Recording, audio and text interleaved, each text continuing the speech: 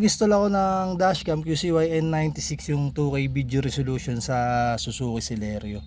Ayan, ang ginawa ko install dito yung dashcam na rear view mirror. Ito yung pinapatong lang sa rear view mirror ng sasakyan. Ayan.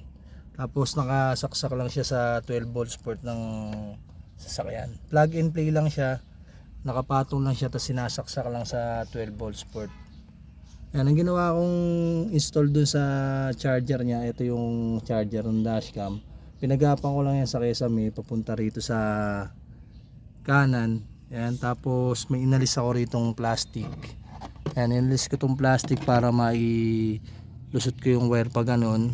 Tapos inalis ko yung pinaka cabinet dito para maiano ko yung wire dito. Kaya nandiyan yung wire niya. Tapos eto na. Ayan, dito ko nilusot yung wire. Ayan, meron ditong extra na slot ng ano, diyan ko pinadaan yung wire. Ayan, tapos eto na yung charger ng dashcam. Ayan, nilagyan ko ng allowance yung wire para hindi banat. Tapos etong QCY N96 na bago, meron siyang GPS. Ito yung GPS niya, sinasaksak lang rin dito. Ayan, ginapang ulit yan sa kanan. Ayan, tapos papabang ganun. Ayan, tinalian ko ng cable tie yung wire nya. Ayan, nakatali ng cable tie. Tapos dito ko dinikit yung pinaka GPS nya. Ayan dyan. Ayan, tapos yung back camera naman, yung back camera dito natin sinasaksak. Ayan, sa dashcam din. Ito yung nakakabit dun sa likod. Ayan, ginapang ko naman to sa kaliwa pag ganun. Ayan, tapos dumaan siya rito sa Kesame. And nangat ko yung pinaka rubber para maipasok ko yung wire dyan. Ayan, pagapang lang pag ganun sa likod. Ayan, tapos doon na tayo sa likod.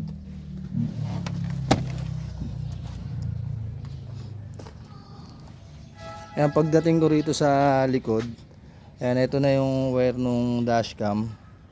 Tapos yung mga sobrang wire, ayan, dyan ko tinali. Kasi sobra yung wire nya, madami. Tinanggal ko yung ilaw rito. Ayan, may ilaw dyan. Ayan, dito ko pinalusot yung wire pag ganun. Ayan, bali inangat ko tong plastic na to para mailusot ko yung wire papunta rito. Ayan. Tapos may rubber dyan. Ayan, pinapasok ko rin dyan yung wire. Binutasan ko yung rubber para mailusot ko yung wire, para pagbalik nung pinakasakit dito, yung pinakalock, hindi siya naiipit. Ayan, tapos lumusot na siya rito papunta rito sa may plate number. Ayan. Ito na yung connector nung dashcam. Ayan, tas yung camera. Ayan, itong camera naman na to, tinurnilyo natin yan. Nakadikit siya ng dual adhesive tape, tas nakatornilyo. Ayan, para matibay. Tas itong wire na to, itatago natin to. Ayan, tatali natin ang cable tie.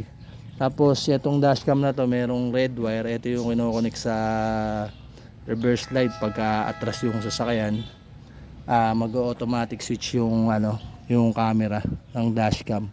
Kinonik ko yan sa reverse light ng sasakyan. Bali ang reverse light niya yung color white na ilaw. Ayan, hanapin nyo lang yung positive wire nya.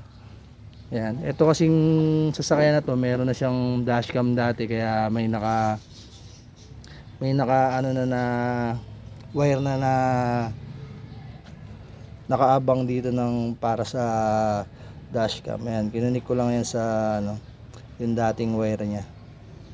Ayan, bali yung reverse light nya, ito yung wire ng positive, yung nasa gitna. Ayan, yun yung positive, tas negative to.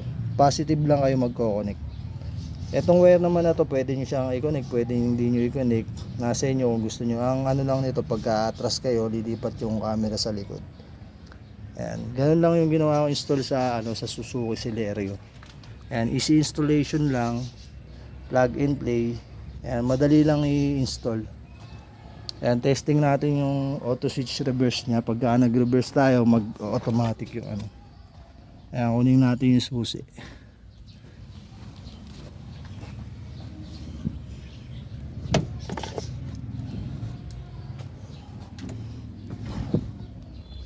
Ayan, pagkainon natin yung yung susian. And mag-o-on na rin yung dashcam automatic. Mag-o-open na rin siya, front and back camera. Ito yung front camera. Ayan, tapos back camera.